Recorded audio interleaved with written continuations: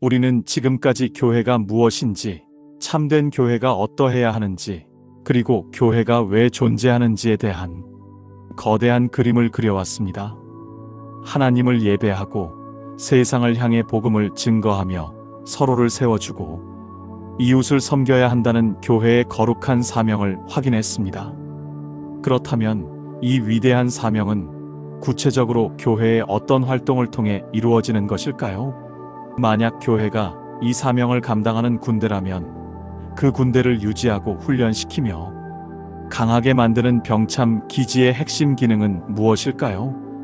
이 마지막 여정에서 우리는 교회의 사명이 공허한 구호에 그치지 않도록 만드는 교회의 심장과도 같은 세 가지 핵심 기능, 즉 가르침, 교제, 그리고 섬김에 대해 깊이 있게 탐구하고자 합니다.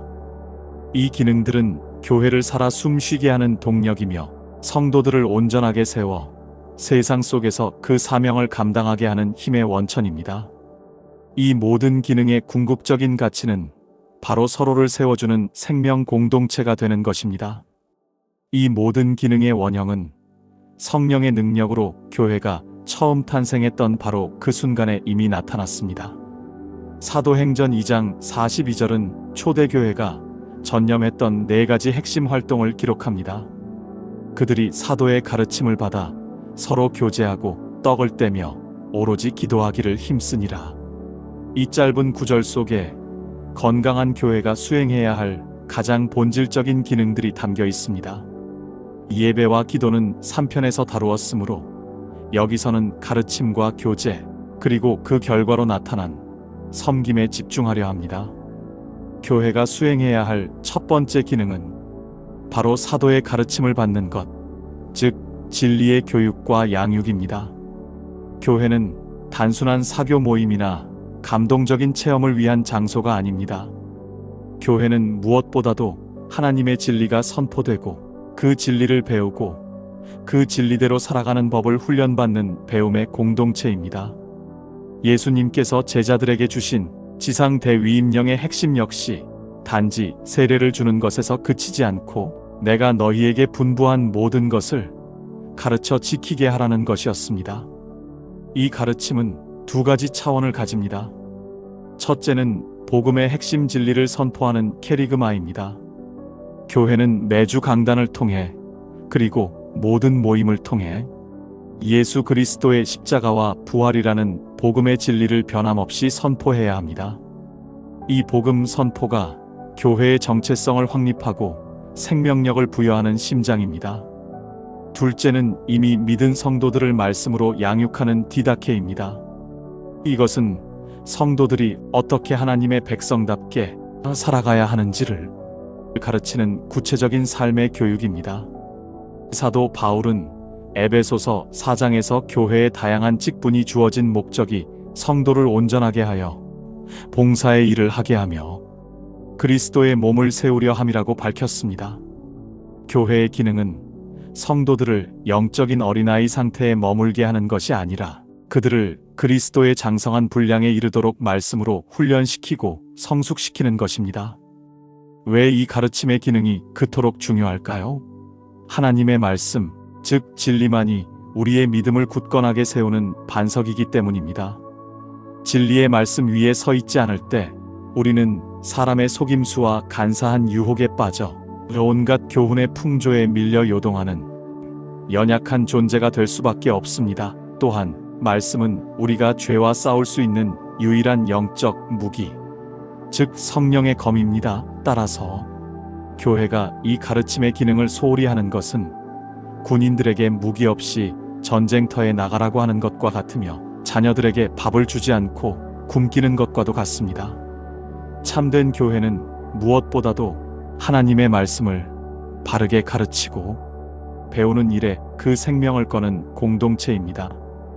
만약 교회의 첫 번째 기능인 가르침이 교회를 진리의 반석 위에 굳건히 세우는 배움의 공동체로서의 역할을 강조한다면 초대교회가 헌신했던 두 번째 핵심 기능, 즉 서로 교제하고라는 말씀은 교회가 결코 차가운 강의실이나 지식 전달소에 머물러서는 안 되며 그 진리 안에서 뜨거운 생명을 나누는 삶의 공동체, 즉 가족이 되어야 함을 보여줍니다.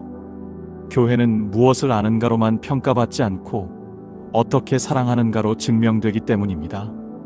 우리가 교제라고 번역하는 이 헬라어 코이노니아는 오늘날 우리가 생각하는 교회 식당에서의 친목이나 취미 활동을 함께하는 것과는 비교할 수 없는 훨씬 더 깊고 강력한 의미를 담고 있습니다. 코이노니아의 근본 의미는 함께 나눔, 참여, 파트너십, 공유입니다. 그것은 단순히 사람들 사이의 수평적인 친밀감을 넘어 성부, 성자, 성령 삼위일체 하나님과의 수직적인 생명의 교제에 함께 참여하고 그 생명을 서로 공유하는 관계를 의미합니다. 요한일서 1장 7절은 이 관계를 명확히 보여줍니다. 그가 빛 가운데 계신 것 같이 우리도 빛 가운데 행하면 우리가 서로 사귐이 있고 우리의 수평적인 코이노니아는 우리가 하나님과의 수직적인 관계에 올바로 서 있을 때 비로소 가능해지는 영적인 결과입니다. 초대교회가 헌신했던 이 코이노니아는 구체적으로 어떤 모습이었을까요? 성경은 그것이 적어도 세 가지 차원의 나눔으로 나타났음을 보여줍니다. 첫째는 영적인 나눔입니다. 그들은 사도의 가르침을 통해 받은 은혜와 깨달음을 서로 나누었습니다.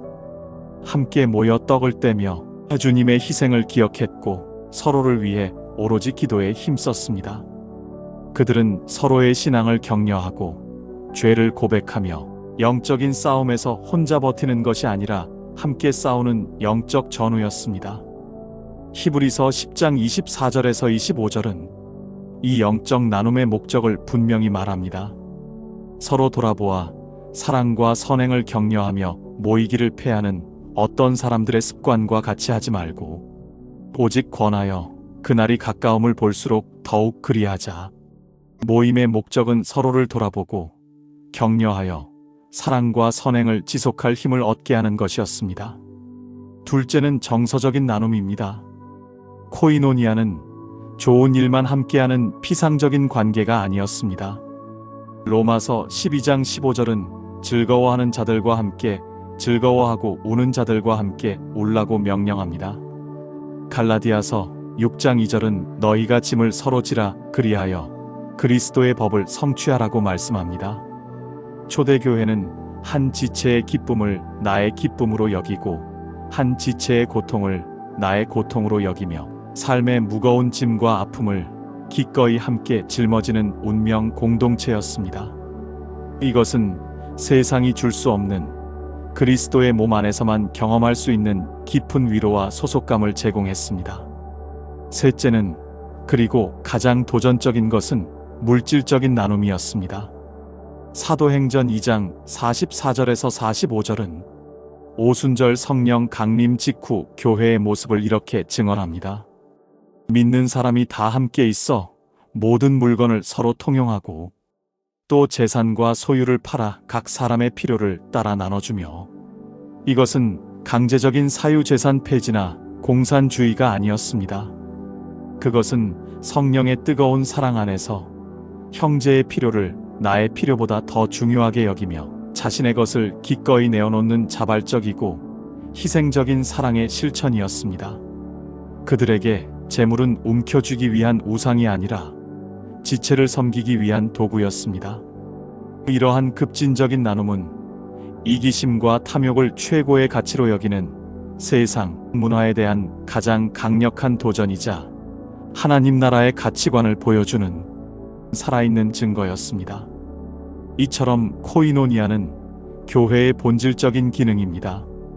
왜냐하면 예수님께서 너희가 서로 사랑하면 이로써 모든 사람이 너희가 내 제자인 줄 알리라 고 말씀하셨기 때문입니다. 교회가 세상과 구별되는 가장 분명한 증거는 웅장한 건물이나 유창한 설교가 아니라 바로 성도들이 서로 사랑하는 모습 그 자체입니다. 오늘날 우리는 어떻습니까? 교회 안에 진정한 코이노니아가 살아있습니까? 아니면 주일에만 만나 얼굴만 아는 익명성 속에 숨어 있습니까? 가르침의 기능이 교회의 뼈대를 세우는 것이라면 교제의 기능은 그 뼈대 위에 따뜻한 피와 살을 채우고 몸 전체에 생명력을 불어넣는 사랑의 혈관입니다. 이 코이노니아의 기능이 마비될 때 교회는 진리를 아는 차가운 지식인들의 모임으로 전락하거나 생명력 없는 화석이 될 수밖에 없습니다. 참된 교회는 우리가 받은 말씀의 진리를 삶 속에서 함께 나누고 함께 울고 웃으며 서로의 짐을 져주는 생명 나눔의 가족 공동체가 되어야 합니다. 만약 교회의 기능이 가르침과 교제에만 머무른다면 교회는 세상과 구별되지 않는 지식 공동체나 폐쇄적인 사교 모임에 불과할 것입니다. 말씀으로 배운 진리와 공동체 안에서 나눈 뜨거운 사랑은 반드시 교회의 손과 발이 되어 세상 속으로 흘러들어가야 합니다. 이것이 바로 교회의 세 번째 핵심 기능인 섬김 또는 봉사입니다. 이 섬김으로 번역되는 헬라어 디아코니아는 원래 식탁에서 시중을 드는 종의 겸손한 봉사를 의미했습니다. 그리고 이 섬김의 본질이자 정점은 바로 교회의 머리 되신 예수 그리스도 자신이십니다. 마가복음 10장 45절에서 예수님은 인자가 온 것은 섬김을 받으려 함이 아니라 도리어 섬기려 하고 자기 목숨을 많은 사람의 대속물로 주려 함이니라고 선언하셨습니다. 교회는 바로 이 그리스도를 본받는 섬김이라는 가치관 위에 세워진 공동체입니다. 이 섬김의 기능은 두 가지 방향으로 나타납니다. 첫째는 교회 내부를 향한 섬김입니다. 에베소서 4장 12절은 교회의 직분자들이 성도를 온전하게 하여 봉사의 일을 하게 하며 그리스도의 몸을 세우려 한다고 말씀합니다. 이것은 교회 공동체 안에서 성도들이 각자 받은 은사를 따라 서로의 필요를 채우고 연약한 지체를 돌보며 함께 그리스도의 몸을 세워나가는 내적인 섬김을 의미합니다. 둘째는 이 내적인 힘이 밖으로 흘러넘쳐 세상을 향한 섬김으로 이어지는 것입니다. 이것은 우리가 3편에서 다루었던 사회적 사명을 교회가 감당하는 구체적인 기능입니다. 야고보서 2장 17절은 이와 같이 행함이 없는 믿음은 그 자체가 죽은 것이라고 강력하게 경고합니다. 우리가 배운 진리와 우리가 나눈 사랑은 굶주린 자에게 먹을 것을 주고 헐벗은 자에게 입을 것을 주며 고통받는 이웃의 눈물을 닦아주는 구체적인 행함으로 증명되어야 합니다. 교회가 세상의 아픔 속으로 들어가 그리스도의 손과 발이 될 때 비로소 교회는 살아있는 유기체로서의 기능을 다하게 되는 것입니다. 가르침이 교회의 뼈대요, 교제가 교회의 혈관이라면 섬김은 세상을 향해 움직이는 교회의 근육입니다.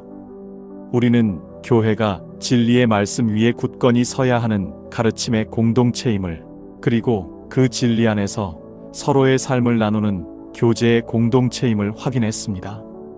또한 그 배움과 사랑이 안에서 멈추지 않고 세상을 향한 구체적인 섬김으로 흘러가야 함을 묵상했습니다. 그렇다면 이 모든 기능, 즉 가르치고 사랑하며 섬기는 이 모든 활동을 가능하게 하는 동력, 교회의 엔진이자 호흡은 무엇일까요? 초대교회가 헌신했던 4가지 핵심 기둥 중 우리가 아직 깊이 다루지 않은 마지막 2가지가 바로 그 답입니다. 그것은 바로 떡을 떼며와 오로지 기도하기를 힘쓰니라입니다. 이 2가지는 제3편에서 다루었던 예배라는 거룩한 사명이 교회의 일상 속에서 어떻게 구체적인 기능으로 작동하는지를 보여줍니다. 교회의 4번째 핵심 기능은 바로 예배와 기도입니다.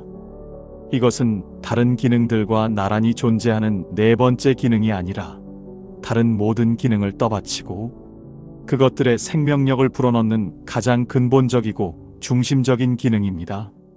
만약 교회가 엔진 없이 자동차의 외형만 갖추려 한다면 그것은 결코 움직일 수 없습니다. 마찬가지로 가르침, 교제, 섬김이 아무리 훌륭해 보여도 그 중심에 하나님을 만나는 예배와 그분께로부터 능력을 공급받는 기도가 없다면 교회는 생명력 없는 인간적인 조직, 즉 종교 클럽이나 사회봉사단체로 전락하고 말 것입니다. 떡을 떼는 것은 단순히 식사를 나누는 교제를 넘어 예수 그리스도의 찢기신 몸과 흘리신 피를 기념하는 성찬을 중심으로 한 모이는 예배를 의미합니다. 교회는 왜 모여야 합니까? 바로 우리의 구원이 어디에서 비롯되었는지를 기억하기 위해서입니다. 우리는 너무나 쉽게 은혜를 잊어버리는 존재들입니다. 교회는 매주 함께 모여 십자가의 복음을 다시 선포하고 성찬을 통해 그 은혜를 눈으로 보고 맛보며 우리의 정체성을 재확인해야 합니다. 이 예배의 기능을 통해 우리는 하나님을 높이고 그분의 임재 안에서 새로운 힘과 위로를 얻습니다. 이 예배는 교회가 존재하는 이유인 동시에 교회가 살아가는 방식입니다. 오로지 기도하기를 힘쓰는 것은 교회의 호흡입니다. 아무리 건강한 몸이라도 숨을 쉬지 않으면 죽는 것처럼 교회가 기도를 멈추면 그 생명력은 끊어집니다. 기도는 머리 되신 그리스도로부터 몸된 교회가 지시와 능력을 공급받는 유일한 통신선입니다. 초대교회는 기도를 통해 성령의 능력을 경험했고 옥에 갇힌 베드로를 구출했으며 이방 선교의 문을 열었습니다. 교회의 모든 가르침과 교제, 섬김은 바로 이 기도의 무릎 위에서 시작되어야 합니다. 기도가 없는 사역은 인간의 노력이지만 기도를 통한 사역은 하나님의 역사가 됩니다. 이제 우리는 교회를 말하다 시리즈의 긴 여정을 마무리합니다. 우리는 제1편에서 교회가 하나님의 백성, 그리스도의 몸, 성령의 전이라는 영광스러운 본질을 가졌음을 확인했습니다. 제2편에서는 그 본질이 하나됨, 거룩함, 보편성, 사도성이라는 표지로 나타나야 함을 배웠습니다.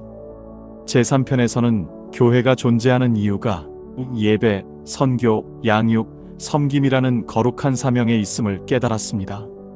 그리고 오늘 제4편에서는 그 사명을 감당하기 위해 교회가 가르침, 교제, 섬김, 그리고 예배와 기도라는 핵심 기능을 수행해야 함을 묵상했습니다. 이 모든 것을 종합할 때 교회는 결코 우리가 일주일에 한 번 방문하는 건물이 아닙니다. 교회는 우리가 이 땅에서 살아가는 삶 그 자체이며 우리의 정체성입니다. 우리는 진리의 말씀을 통해 누구인지를 배우고 사랑의 나눔을 통해 우리가 한 가족임을 확인하며 세상 속에서 그리스도의 손과 발이 되고 이 모든 것을 하나님과의 깊은 만남 속에서 이루어가는 살아있는 생명 공동체입니다. 이 시리즈를 마무리하며 우리는 스스로에게 질문해야 합니다. 나는 교회의 구경꾼입니까? 아니면 이 거룩한 기능을 함께 수행하는 지체입니까? 나는 단순히 교회에 출석하고 있습니까? 아니면 이 땅에서 교회의 본질을 살아내고 있습니까? 우리 모두가 이 영광스러운 부르심에 합당하게 반응하여 이 땅 위에 주님이 꿈꾸셨던 그 참된 교회를 함께 세워나가는 거룩한 여정에 동참하게 되기를 소망합니다. 교회의 머리 되시고 주인이 되시는 살아계신 하나님, 저희에게 교회의 영광스러운 본질이 무엇이며 저희가 어떤 교회가 되어야 하는지를 말씀으로 비추어 주시니 감사드립니다. 저희는 너무나 자주 교회를 인간적인 모임이나 건물로 축소시키며 그 거룩한 신비와 능력을 잊고 살았음을 고백합니다. 진리를 배우는 데 게을렀고 뜨겁게 사랑하며 교제하는 데 무관심했으며 세상의 아픔을 향한 섬김에는 인색했던 저희의 모습을 용서하여 주옵소서. 무엇보다 이 모든 것을 가능하게 하는 하나님과의 깊은 예배와 기도의 자리를 소홀히 했던 저희의 죄를 회개합니다.